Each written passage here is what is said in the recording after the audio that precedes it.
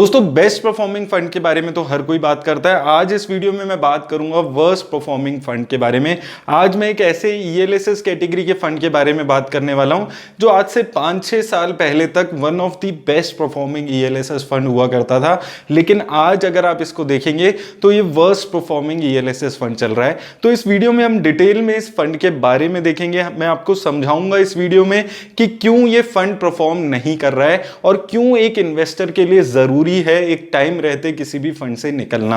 और साथ में दोस्तों आपको एक चीज और समझ आएगी इस फंड में कि सभी म्यूचुअल फंड्स या किसी भी म्यूचुअल फंड में लॉन्ग टर्म इन्वेस्ट करने से बहुत अच्छी वेल्थ नहीं बनती है।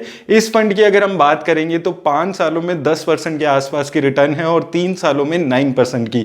तो वो चीज भी आपको इस वीडियो से देखने को मिलेगी।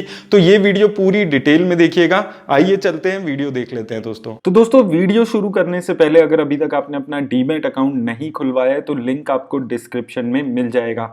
अब दोस्तों इस फंड की हम क्विकली पहले कुछ बेसिक डिटेल्स पे बात कर लेते हैं। तो लॉन्च डेट की बात करें तो इसका जो डायरेक्ट प्लान है वो जनवरी 2013 से चल रहा है। फंड मैनेजर की बात करते हैं तो मिस्टर अजय गर्ग इस फंड को सिंस 2006 यहां पर हैंडल कर रहे हैं। तो काफी अच्छी कंसिस्टेंसी दिखती है अगर आप फंड मैनेजर के एंगल से बात करते हैं। वहीं दोस्तों अगर फंड के साइज की बात करें तो अच्छा खासा फंड साइज है। 13,000 करोड़ से ज्यादा का फंड साइज हो चुका है अभी इस फंड का।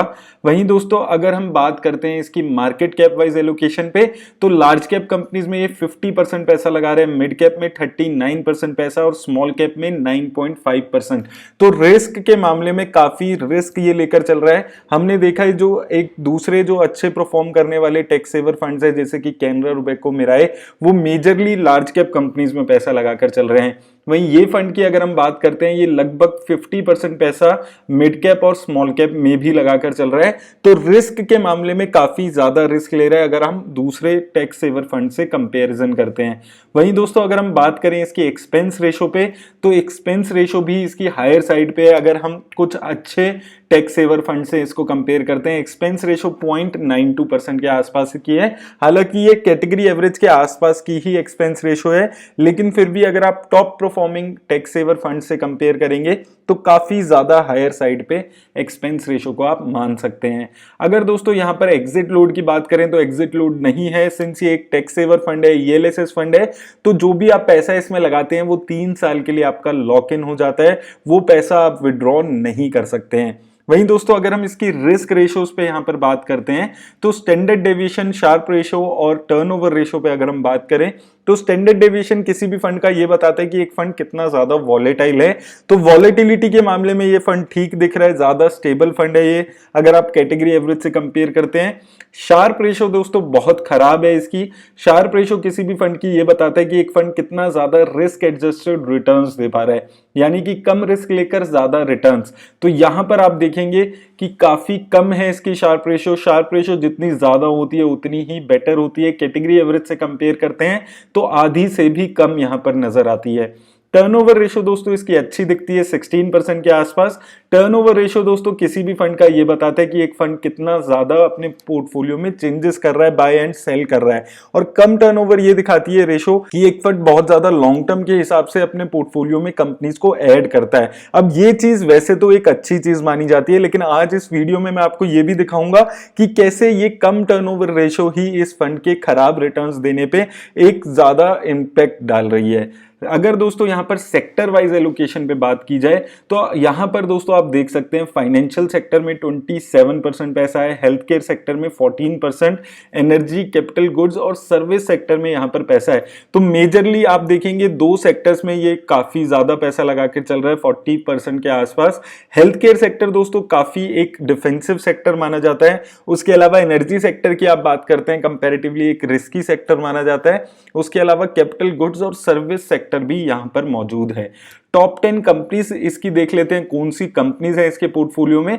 तो सबसे ज्यादा एलोकेशन इसने रिलायंस इंडस्ट्रीज में की हुई है। उसके बाद हनीवेल ऑटोमेशन में 7.85% के आसपास, एचडीएफसी में 6.52%, कोटक महिंद्रा में भी काफी अच्छी खासी एलोकेशन है 5.97%।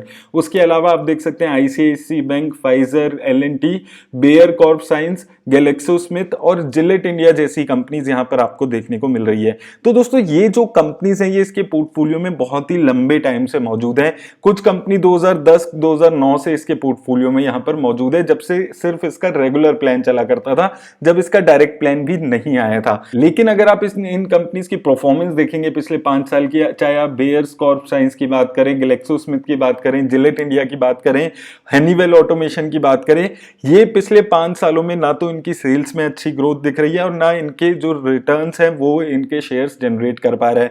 तो दोस्तों लॉन्ग टर्म के लिए कंपनीज को पोर्टफोलियो में ऐड करना एक अच्छी बात होती है, लेकिन एक फंड मैनेजर को ये चीज भी समझनी बहुत जरूरी होती है कि कब उन कंपनीज में से निकलना है जो यहां पर ये फंड नहीं कर पा रहा है। इस फंड ने इन कंपनीज में बहुत लंबे टाइम से पैसा लगाया हुआ है और ये कंपनीज परफॉर्म नहीं कर रही है, उसके बाद भी इन कंपनीज में ये बने हुए हैं, जिसका अल्टीमेट नुकसान जो है वो इन्वेस्टर्स को यहां पर झेलना पड़ रहा है। तो वो चीज बहुत ज्यादा नेगेटिव साबित हो रही है कि ये जो लॉन्ग टर्म में जिन कंपनीज के साथ जुड़े हुए हैं वो कंपनीज पिछले 5 सालों में परफॉर्म नहीं कर पा रही है, लगभग ना के बराबर की रिटर्न्स दे रही हैं, फिर भी इन कंपनी से यहां पर निकला नहीं जा रहा है, जो कि एक सबसे बड़ा नेगेटिव पॉइंट इस फंड के लिए साबित हो रहा है। वहीं दोस्तों अगर आप रिटर्न्स पे यहां पर बात करते हैं तो अगर आपने 10,000 रुपए इस फंड में लगाए होते आज से 5 साल पहले, तो वो 10,000 रुपए आपके 16,000 के आसपास हो गए हैं।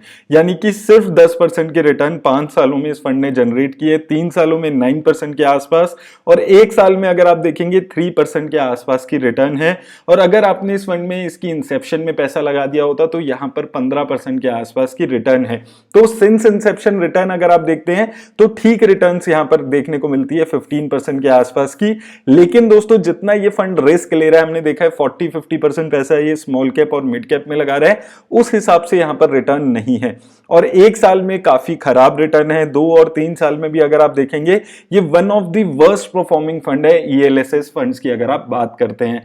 तो जिन इन्वेस्टर्स ने यहां पर 1 साल या 2-3 साल पहले पैसा इसमें लगाया होगा वो काफी ज्यादा यहां पर उनको नुकसान इस बार में भी हुआ है कि वही पैसा वो अगर किसी और अच्छे टैक्स सेवर फंड में लगाते तो काफी अच्छी रिटर्न्स उनको यहां पर जनरेट होती। वहीं दोस्तों एसआईपी रिटर्न्स पे अगर आप बात करते हैं तो अगर आपने 1 साल पहले इसमें पैसा लगाया होता तो आपके 12,000 रुपए पे आपके जो पैसा है वो कम हो गया है, आपको नेगेटिव रिटर्न्स देखने को मिली। वहीं अगर आपने 5 साल पहले भी इस फंड में पैसा लगा दिया होता तो सिर्फ 9% की रिटर्न्स आपको इस फंड में जनरेट हुई है। 3 सालों में 11% और 2 साल में 12% के आसपास की रिटर्न्स है यहां पर। तो रिटर्न्स इसकी काफी खराब दिख रही है और मोस्ट इंपॉर्टेंटली आपने देखा है पिछले 2-3 सालों में मार्केट ने बहुत अच्छी रिटर्न दी है, तो उस पीरियड में भी ये फंड परफॉर्म नहीं कर पाया है, जो सबसे डिसअपॉइंटिंग बात है। उसका रीजन क्या है कि जिन कंपनीज के साथ ये फंड पिछले 10-12 सालों से जुड़ा हुआ है उन कंपनीज में वो आज भी बना हुआ है, हालांकि ये कंपनीज पिछले 5-6 सालों से रिटर्न नहीं दे पा रही है। उसके साथ साथ जो फंड मैनेजर है वो भी सेम है। अगर कोई फंड परफॉर्म नहीं करता है तो म्यूचुअल फंड हाउस को भी सोचना चाहिए कि इन्वेस्टर्स का काफी पैसा यहां पर लग रहा है, नुकसान हो रहा है, तो उनको उस एंगल से सोचकर भी अपने फंड मैनेजर और अपनी इन्वेस्टमेंट के बारे में एक बारी दोबारा से सोचना बहुत जरूरी है इस मामले में। वहीं दोस्तों जैसे कि मैं आपको हमेशा बताता हूं कि बेंचमार्क रिटर्न से कंपेयर करना बहुत ज्यादा जरूरी है किसी भी फंड को। तो अगर आप यहां पर दोस्तों कंपेयर करेंगे, आप देखिए इसके बेंचमार्क इंडेक्स ने 21% की रिटर्न दी है 1 साल में और इस फंड ने सिर्फ 3% की रिटर्न दी है। तो एक मैसिव गैप आपको देखने को मिल रहा है अगर आप बेंचमार्क से रिटर्न्स कंपेयर करते हैं। 2 सालों में देखेंगे तो 20% का गैप है। इसके बेंचमार्क इंडेक्स ने 43% की रिटर्न दी है, जो कि इस फंड ने सिर्फ 23% की।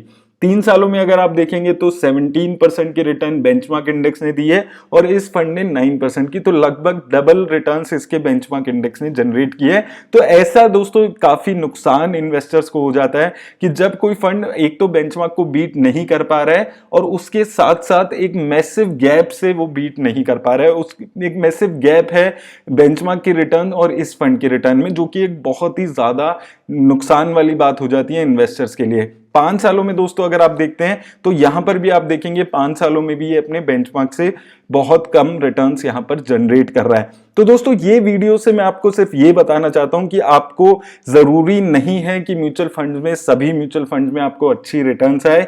जैसे कि आप इस फंड में देखेंगे 3 और 5 सालों में 9 और 10% के आसपास की रिटर्न है। तो आपको भी एज ए इन्वेस्टर हमेशा समझकर चलना है कि वो कौन सा पीरियड है जब आपको इस फंड से निकल जाना है। अब लेकिन ईएलएसएस फंड्स के साथ दिक्कत क्या आ जाती है इन्वेस्टर्स की, कि उनका जो पैसा है वो मिनिमम 3 साल के लिए लॉक इन हो जाता है। तो आप 1-1.5 साल की परफॉर्मेंस देखकर निकल भी नहीं पाते हैं इन फंड से। और दोस्तों अगर आप देखेंगे अंडर परफॉर्मेंस के बाद भी इसकी जो एक्सपेंस रेशियो है वो काफी ज्यादा दिखती है। एटलीस्ट इस फंड को इतना तो करना ही चाहिए कि इनको अपनी जो एक्सपेंस रेशियो है वो 0.4-0.5% के आसपास ले आए, ताकि जो नुकसान इन्वेस्टर्स को इन्वेस्ट करके हो रहा है, जो वो पैसा नहीं निकाल सकते हैं, एटलीस्ट उनको जो एक्सपेंस रेशियो है वो कम से कम देनी हो। और साथ में दोस्तों ऐसे फंड्स में फंड हाउसेस को थोड़ा सोचना चाहिए कि उनको अपनी स्ट्रेटेजी में क्या चेंजेस करने हैं, क्योंकि यहां पर लॉन्ग टर्म में भी ये फंड परफॉर्म नहीं कर पा रहा है।